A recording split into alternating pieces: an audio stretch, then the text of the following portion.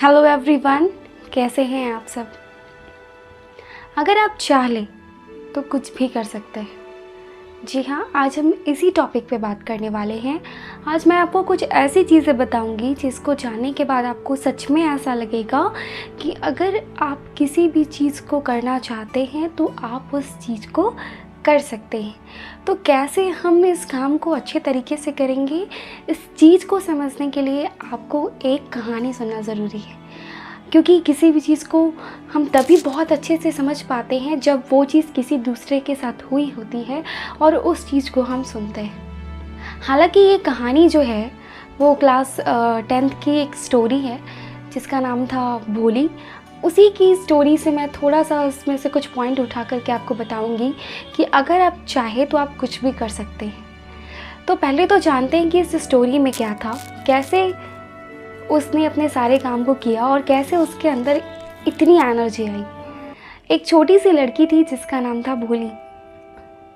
वो बचपन से ही बहुत ही लेज़ी थी, सुस्त थी।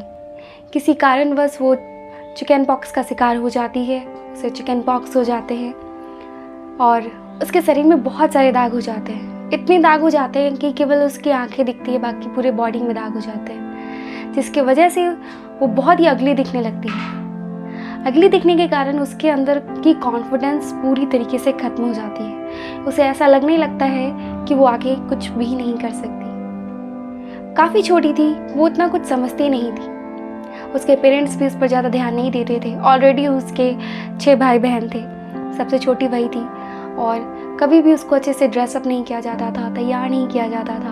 हमेशा उसको अपने भाइयों के पुराने कपड़े पहनने पड़ते थे।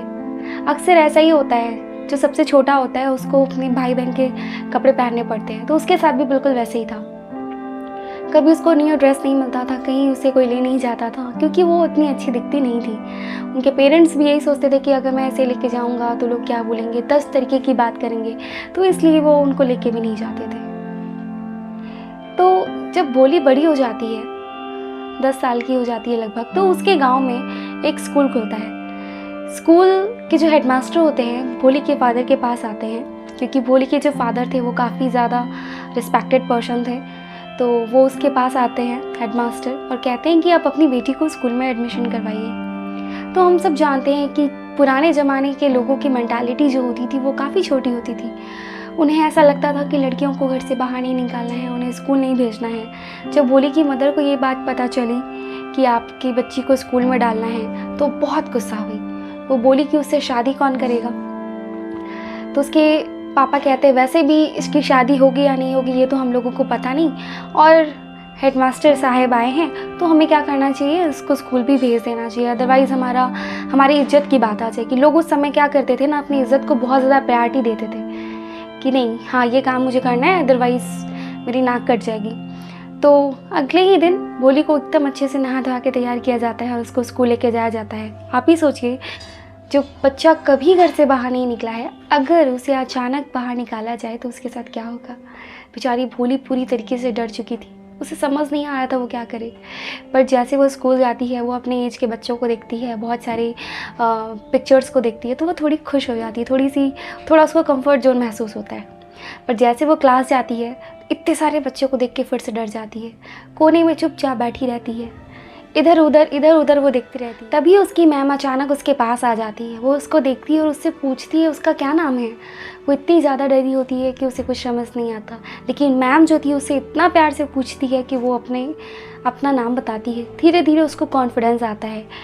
हम कह सकते हैं उसकी मैम जो थी उसके लाइफ में एक नई रोशनी लेके आई थी, क्योंकि उससे कभी भी किसी ने इतने प्यार से बात नहीं किया था जितने प्यार से उसकी मैम ने उससे बात किया था। इसके वजह से भोली को बहुत कॉन्फिडेंस होता है। धीरे धीरे वो काफ़ी ज़्यादा एडुकेटेड हो जाती है और वो काफ़ी बड़ी हो जाती है और उसके लिए एक रिश्ता आता है। रिश्ता भी जो था उसके पापा के एज का था, क्योंकि लड़का मिलना तो उसके लिए पॉसिबल नहीं था, क्योंकि वो खूबसूरत ही नहीं, तो इसलिए लड़का उससे शादी करने के लिए रेडी। हालांकि लड़के को ये नहीं पता होता है कि उसके फेस में बहुत सारे दाग हैं या लड़की सुंदर नहीं है, इसलिए वो बिना दहेज की शादी करने के लिए रेडी हो जाता है। बट जैसे वो भोली को पता चलता है कि मेरा होने वाला जो हस्बैंड है वो काफ़ी ज़्यादा बूढ़ा है, वो एक पैर से लंगड़ा है, फिर भी भोली शादी करने के लिए रेडी हो जाती है। किस लिए? अपने पेरेंट्स के लिए। जब शादी का दिन आता है, लड़की को बुलाया जाता है, लड़का एकदम धूमधाम से बारात लेके आता है। उसकी दूसरी शादी थी, उसके भोली की उम्र के बच्चे भी उसके थे 3-4। जब उससे शादी करवाई जाती है, जैसे ही वो उसके वरमाला पहनाने वाला होता है तो अचानक भोली का चेहरा उठ जाता है, उसका घूंघट उठ जाता है, जिसके कारण जब वो लड़का उसको देखता है तो बोलता है कि मैं इससे तभी शादी करूँगा जब आप मुझे दहेज देंगे। लड़की के पापा के पास उतना पैसा नहीं होता है, वो बहुत गिड़गिड़ाते हैं और पूरी जमा पूंजी निकाल करके उसको दहेज के लिए कुछ पैसे देते हैं। तब भोली, जो कभी किसी से कुछ भी नहीं बोली थी, तब वो आवाज़ उठाती है और वो कहती है कि मैं इससे शादी नहीं करूँगी। मैं एक बूढ़े से, एक लंगड़े से फिर भी शादी कर लेती, लेकिन एक वैसे इंसान से मैं बिल्कुल शादी नहीं करूँगी जो इतना लालची है, जो किसी की रिस्पेक्ट नहीं करता। उसने आवाज़ उठाया। तो ये चीज़ उसके लाइफ में कैसे चेंज आया, ये पूरी स्टोरी से मुझे ये पता चलता है। आपको मैं ये बताना चाहती हूँ कि भोली जैसी लड़की जो कभी कुछ नहीं कर पाती थी, फिर भी उसके अंदर बहुत हौसला आया। कैसे? उसकी टीचर ने उसके अंदर उस हौसले को डाला। तो उसी तरह हम सभी लोग, हमारे अंदर भी वो हौसला कहीं ना कहीं छुपा होता है, बस उसे हमें क्या करना है, ढूंढना है, उसे तराशना है। अगर हम उसे ढूंढ लेते हैं तो हम किसी भी काम को कर सकते हैं। जैसे कि उस भोली ने अपने शादी को रुकवाया और पूरी उम्र अपने माँ और पापा उन दोनों की सेवा की, और उसने कभी भी शादी नहीं किया, और वो उसी स्कूल में पढ़ाई जिस स्कूल में उसने पढ़ाई किया था। तो आई होप मेरी छोटी सी कहानी आपको बहुत कुछ मोरल देगी और आपको ये समझ में आएगा कि आपके अंदर भी बहुत टैलेंट है। आप भी अगर चाहे तो आप हर काम को कर सकते हैं। अगर भोली जैसी छोटी सी लड़की ये काम कर सकती है तो आप क्यों नहीं कर सकते? आप भी हर कुछ कर सकते हैं। आई होप मेरी ये छोटी सी स्टोरी आपको बहुत मोरल देगी।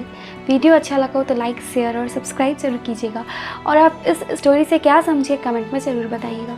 मिलते हैं किसी नेक्स्ट वीडियो में, तब तक आप अपना ख्याल रखिए।